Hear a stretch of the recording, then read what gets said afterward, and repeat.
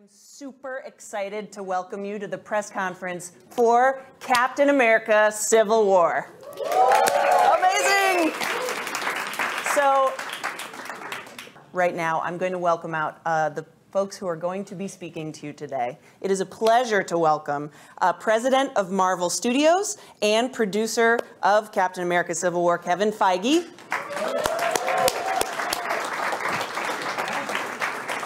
Also, Emily Van Camp is up next. Come on out. Hey, good to see you. We're doing all this like live. Also, Mr. Don Cheadle.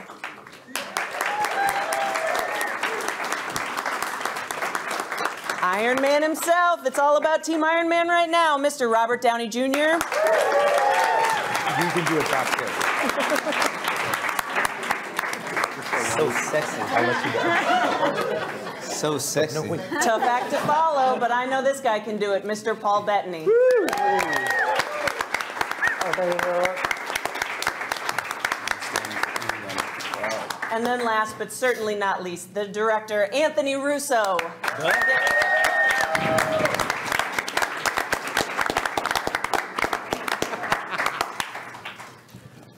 Hi, everybody. So, Civil War, am I right? You're right. Yes! You got to be right. Robert, this is happening. Thank you. I'll enter my body any minute now.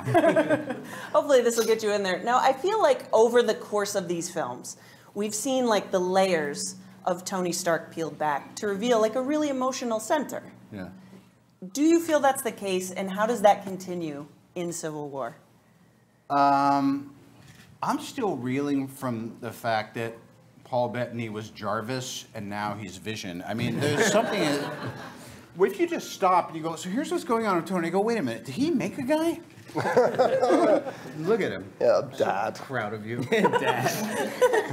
As far as the emo arc of Tony over these bunch of years, I think anyone who sticks around for more than a minute and joins the party here, it's all about, and particularly as I'm sure either Russo would attest, it's all about, that's where I think Marvel has really done its smartest moves, you know, is making sure that there's a real emotional impact to what's going on. And I am no exception. Now, even though Civil War has this unbelievable emotional pull, I wanted to ask you if you thought that there were certain technological advances that allowed for this movie to happen in the extraordinary way that it does.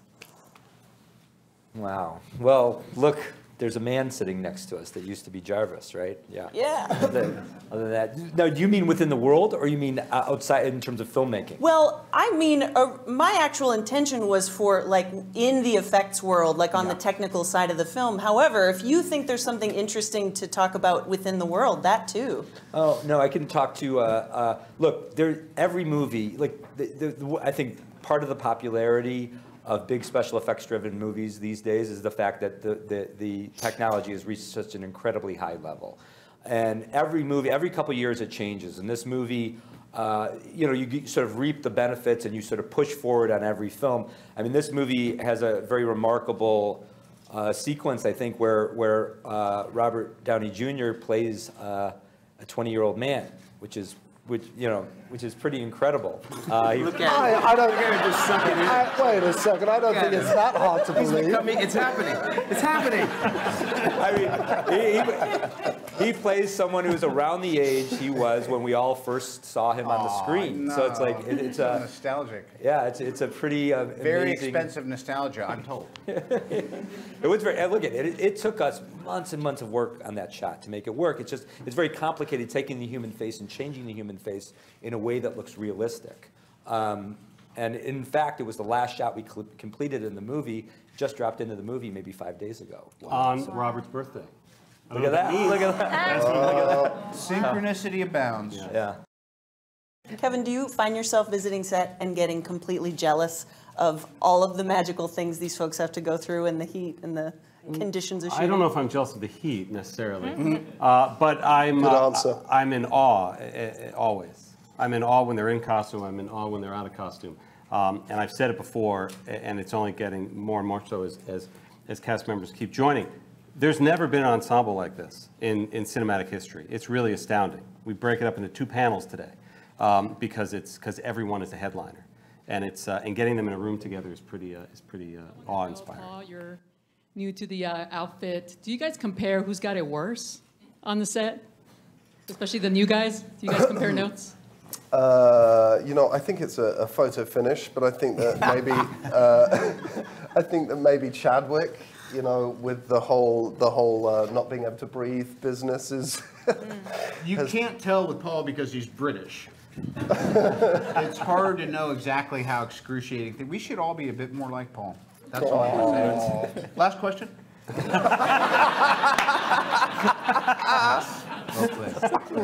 I'm stealing that. Could you guys talk a little bit about bringing Spider-Man into the mix? I mean, it was so flawlessly done. Didn't feel forced at all, and it was just one of the amazing aspects of the film. Can you guys talk about that? Sure. Look, it was very important to all of us, all the filmmakers, the folks at Marvel, Kevin, my brother, myself, the writers. Look, we knew we wanted to tell a really complicated story between Captain America and Iron Man in this movie, a story that went to very difficult, dark places. We're big fans of balance in storytelling. We like really well-rounded movies, like movies that make us laugh and cry. So for us, it became very important to find a way to change the dynamics and modulate the tone in the movie by bringing in characters that didn't have the same emotional investment that all the Avengers had in the events that were unfolding, because they're very serious events, complicated events. So to bring in characters like Spider-Man, like Ant-Man into the movie who don't have that baggage, it gave us an opportunity as storytellers to sort of bring new colors into the film at a deep place in the movie, lighter colors, more whimsical colors, and I think it just helped balance that big fight out that they all have with one another at the airport in a really nice way. We tried to find very organic ways that those characters found their ways into the movie, both of those characters, and it was just, you know, I mean, I know Kevin can elaborate more on the decision. He was very critically central to making it happen. I don't know that a lot of people could have pulled off getting Spider-Man in this movie except for Kevin Feige. So I think it was a good answer, right? I want Kevin to walk back into the thunderous applause he deserves. That was tepid. No. I was really I can't pissed off. Can't get up. Oh, he can just sit there and take it. Hello. My question is for Don. After seeing the movie, I feel like everybody has new tricks and toys, and I feel like maybe War Machine hasn't gotten the upgrade that he deserves. So I wonder if he has any animosity towards Tony. who has Thank God somebody finally laid it bare. Because Tony has a lot of new suits since we first saw him compared to. Yeah, I think we'll see. You know, it's not over. Unless it is, because I haven't seen the movie. Do I live? Does War Machine live? That's your hubris. You'll see in the next one. Wait a minute. I think there are potentially more tricks up War Machine's sleeve. We'll see. You guys have touched on it a little bit, but I think if you guys were to ask everybody in this audience what the most exciting sequence in this movie is, they would definitely say the airport sequence. I imagine it was one hell of a thing to put together, so I was just hoping you could talk a bit about just kind of the days that you were putting in production. Well, I just think from my perspective, it's really interesting because it's not until we see usually the completed project that we know actually what all has gone on, you know. Often it's these disparate, you know, moments that we're trying to focus on, and you know, we'll see previs and we'll you know, the Russos will give us a good explanation of what's happening, but it's not until you see it all together that it's like, wow. Yeah. It's really an amazing technological feat that it all works. So just for the record, there's an airport sequence in this movie. That's exactly right. Looking forward.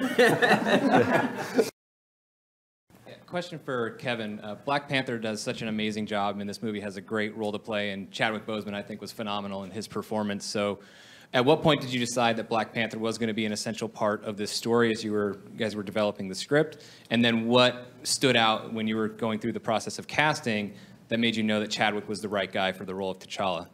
It was relatively early on in the development process of the movie that Joe and Anthony and our screenwriters, Chris and Steve, thought it would be very valuable to have somebody, sort of in the way that Anthony was talking about Spidey and Ant-Man, people that weren't quite as invested.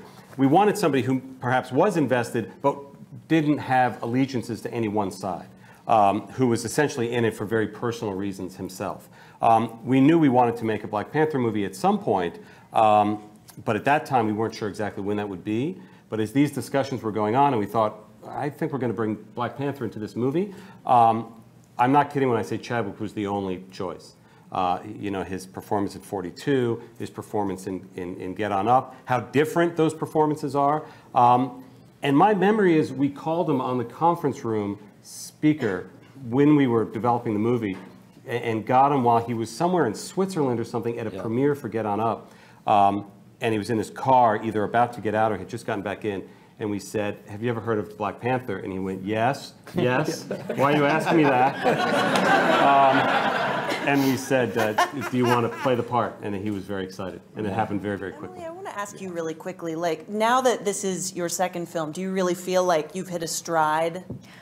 I mean, yeah. I mean, I think I was definitely slightly intimidated in the first one, in The Winter Soldier, and, you know, just kind of getting used to it. I think that lent itself well for the character. She was sort of more in like a rookie stage, and it's great to see her come back in a little bit more of like a mature light. She's, you know, confident and she's still good with guns, girl. Still good with guns. But yeah, she's a great character to play. I'm having so much fun with her, and you know, she gets to kick a little butt in this one, and you know, it's great fun. I really want to know, I've never heard anybody speak to this, so excuse me if you've already spoken to it. Do you ever have an idea as to where your characters are going in the future? The Marvel Universe is so interconnected, and certainly there's a vision past what we're seeing on the screen at the time. Do you ever get clues as to play it this way, knowing that you're going to go here eventually at some point? Does that ever happen? Or is it a secret from even you guys? Don't frown at me, Kevin Feige. I didn't ask him to tell me what he said. In all seriousness, I would say it varies. I would say the characters don't know what's supposed to be happening to them, so I don't know how helpful it would be. And sometimes there's a long play that I think Paul knew for quite a while. Vision was coming down the pipeline and had to keep it a secret for quite a while. Robert's very good at keeping secrets, so we can tell him anything at all times. Locked vault, that one. It really does vary. There's some big picture things. I remember pitching sort of the big twist of Winter Soldier to Chris Evans when we were shooting the final scenes in New York on the first Avengers film. So there are long things like that, and then they're shorter. Can you come over right now? Moments. So this question's for Mr. Russo. What about the world today demands a popularity resurgence on superheroes? Demands a popularity resurgence?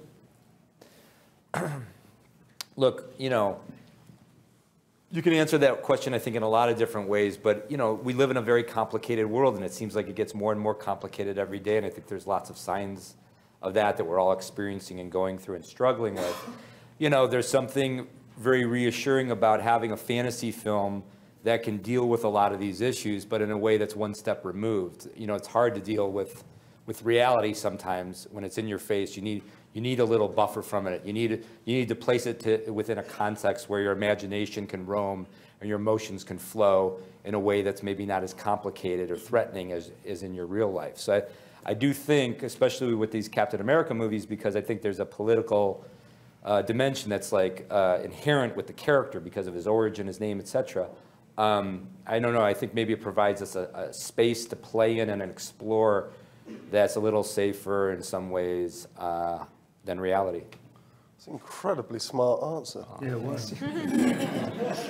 Thank you, sir. That's an incredible compliment coming from this. No, I just sound, it's being British, I just sound smart. I left school at 16, I have no idea what you're talking about. I'm just saying, you presented it in a smart way. It just sounded smart. Yeah, it sounded smart. Yeah, it sounds. That's my Cleveland accent.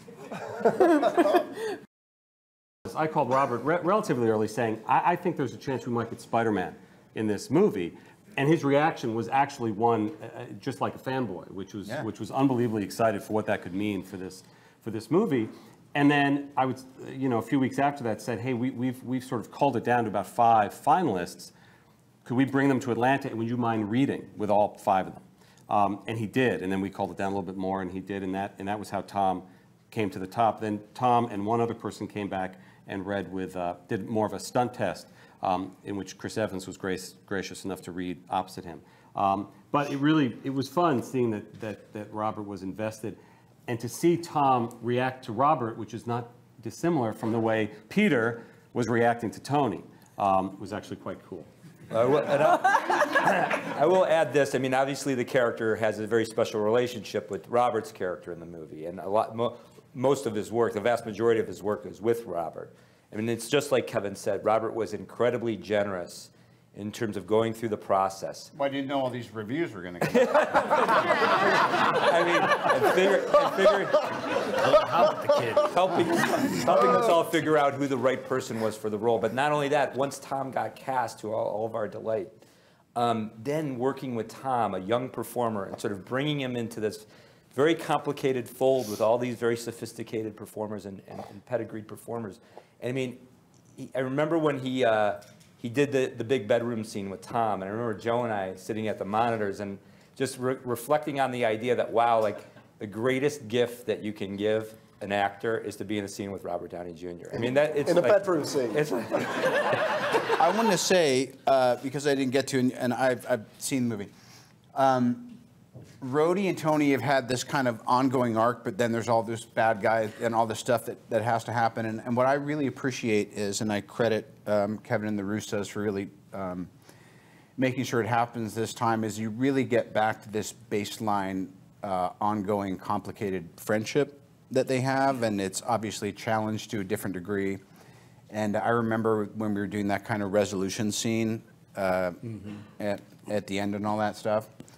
And that was before I saw Miles Ahead and realized that not only did I already thought you were great, but now I realize you're probably the most talented person I've ever been working with in a long time. Thank you. Present company included. You have a lot of hero versus hero fights in this, not just Downey and Evans, but I mean a lot.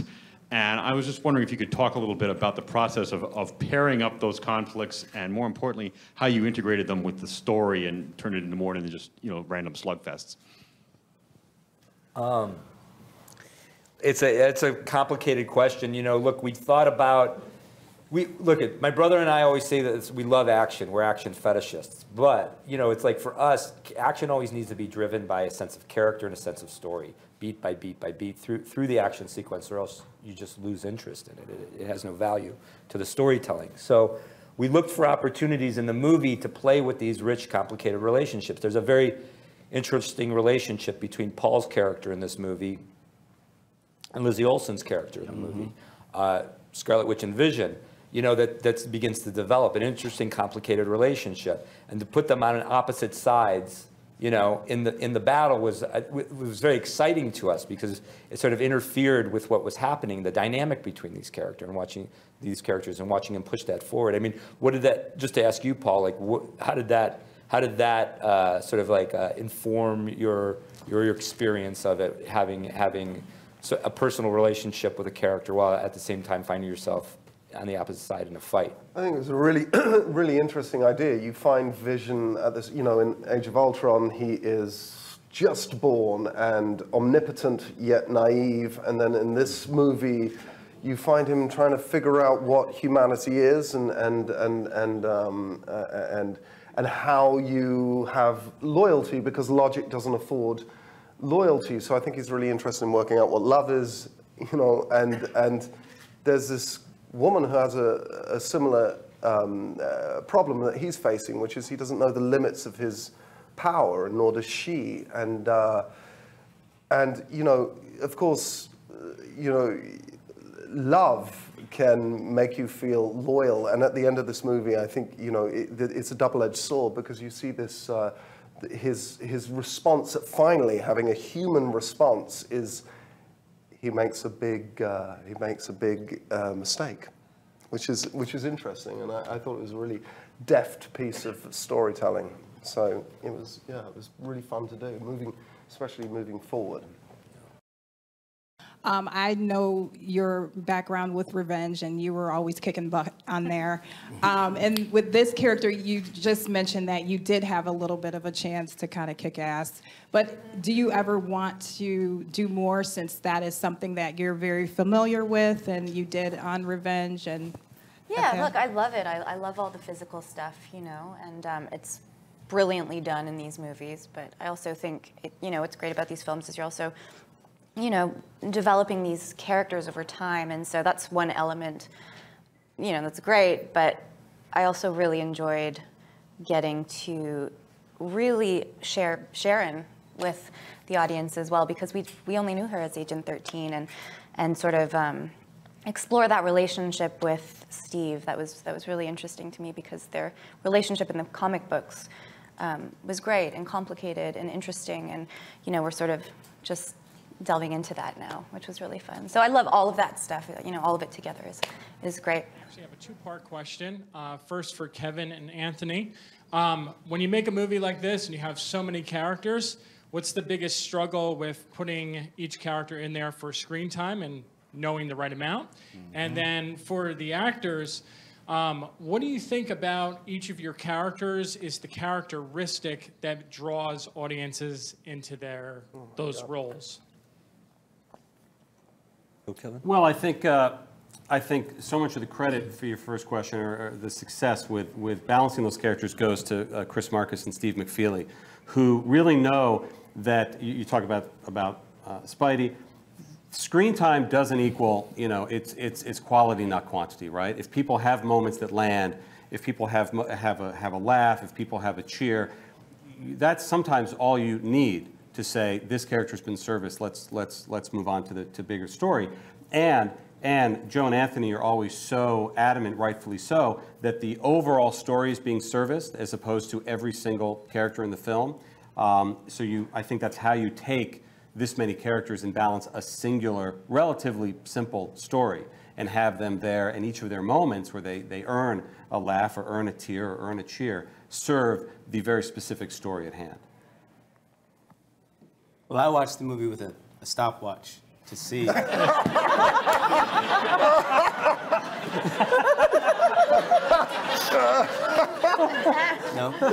Everybody does. Nobody? I'm the only one who does that? No, I do it too. Gotcha. What is it that you think draws people to your characters, guys? Like, do you think there's a central characteristic? Well, I know that Rhodey's always trying to, and in this movie too, he's always struggling with what does he owe as a serviceman, and what is his duty and chain of command, and how must that be protected and honored. But also, I'm in this team of people who, some of them are, have, as Paul was saying, no limit to their power, and where are the checks and balances, and that's something that's obviously central to this film as well. But I think that's an understandable sort of fence that he's on, and how do you friendship versus chain of command, and all those things that I think Rhodey's trying to balance as he goes forward with this group of guys. Do any of you have anything to add to that? I think it's a really interesting question as we wind up. Like, why do people just love you guys? I just think that for Vision, that the synthetic people around the world can, yearning to break free from the shackles of expectation. They really get behind my character. I think I speak for them. Your TVQ in the mannequin world is unbelievable. I mean, honestly. Yeah, it's amazing. Right? Question, since we were talking about Spider-Man a second ago, my question is, how exactly did Tony know about Spider-Man, and does how he know mean that he is aware of, like, the other New York heroes? In our minds, we were picking up Peter Parker's story at a point after which he's gotten his powers, but before which he's fully sort of come out with them. Pulled you right out. So he had, in our storytelling, he has been doing some things in New York, and there's been these sort of Sasquatch-like videos of what he's been doing that's been showing up. You've heard word of mouth that something's happening. There's this very strange thing happening. So it's kind of something that's in the rumor mill, but nobody has been able to identify who exactly this is yet or how it's happening, etc. But of course, Tony Stark being who Tony Stark is, he's one step ahead of everybody else.